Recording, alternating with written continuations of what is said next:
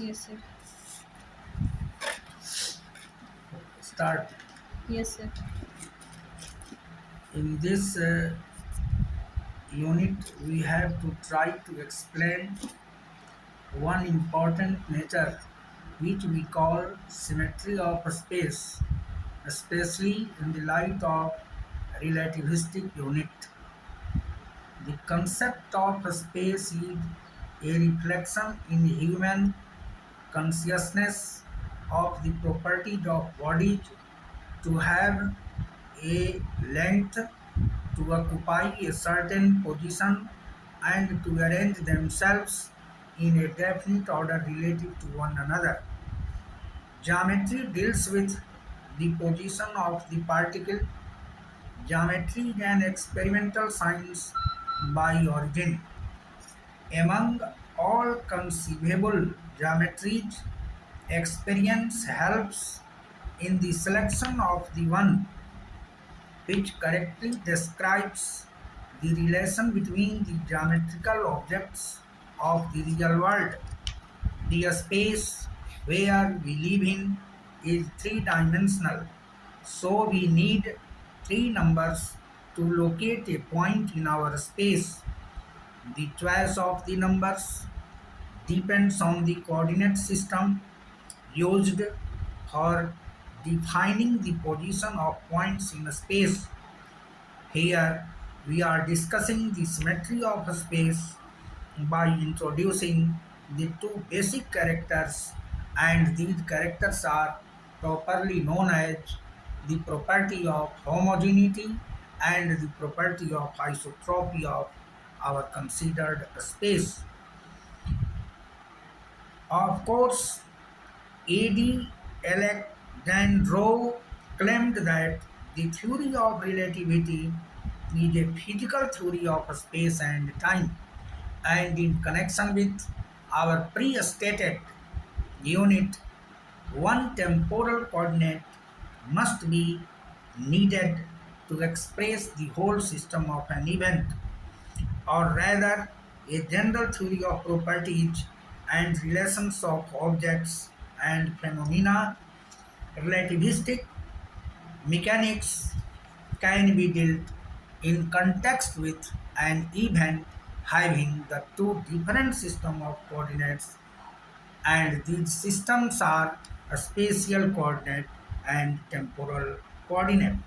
In its objective content, it starts from the point that space and time are forms of the existence of matter and the spatial and temporal relations. Consequently, they do not exist in themselves in pure form, but are determined by the material connections of objects and phenomena. Therefore, when formulating the general laws of spatial and temporal relations, the theory of relativity relies on investigation of concrete forms of the motion of matter. At the same time, it necessarily abstracts from the concrete and singles out the objectivity general in the concrete relations of objects and related phenomena. The theory of relativity thus established the link of space and time. There are three different frameworks for the classical physical laws. General relativity is the most accurate classical framework. It formulates the laws of geometrical relationship in the arena of curved four-dimensional space-time. Special relativity is the limit of general relativity. In the complete absence of gravity, the arena of special relativity is a flat or flattened space. Now, a new look or the best explanation of the universe was completed by the existence of this peculiar property of symmetry regarding the spatial unit. In general, one can say that physics is the mathematical language of science. In this aspect, we can also say that physics and mathematics are interrelated. Our universe is explained by many physical principles. Theory of relativity, when comes in a suitable form, our universe was explained in a new way with perfect results. It was the time of Albert Einstein, 1879 to 1955. Although the influence of relativity has now permeated practically principles for all branches of physics, it is to the fields of optics and electromagnetism that its origin is chiefly due.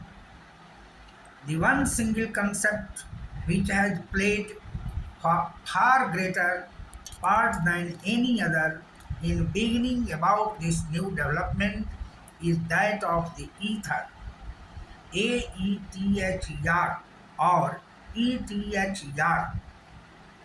The mysterious entity had been figuring quite frequently in the deliberations of the early philosophers, but it was brought into science only by Rene Descartes from 1596 to 1650, who far and who for the first time postulated that ether be regarded as endowed with mechanical properties, rendering the capable of transmitting forces. Subsequently, it came into prominence through the work of Robert Hooke, Secretary of Nobel Society, which we call Royal Society, 1635 to 1703, on the propagation of light waves, in which this all pervading impo- imponderable medium was implied as a carrier of optical disturbances, hence the title of being luminiferous.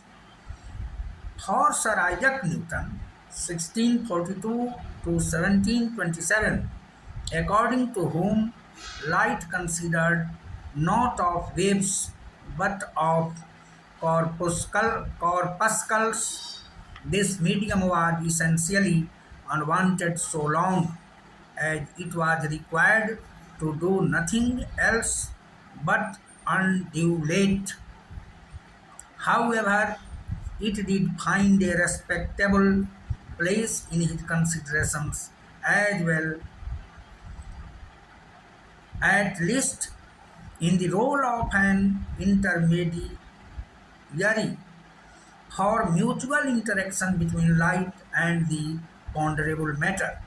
It was Augustine Fresnel, 1788 to 1827, who in the 20s of the last century developed a systematic mathematical theory of light based on a set of pre-assigned dynamical properties of the ether.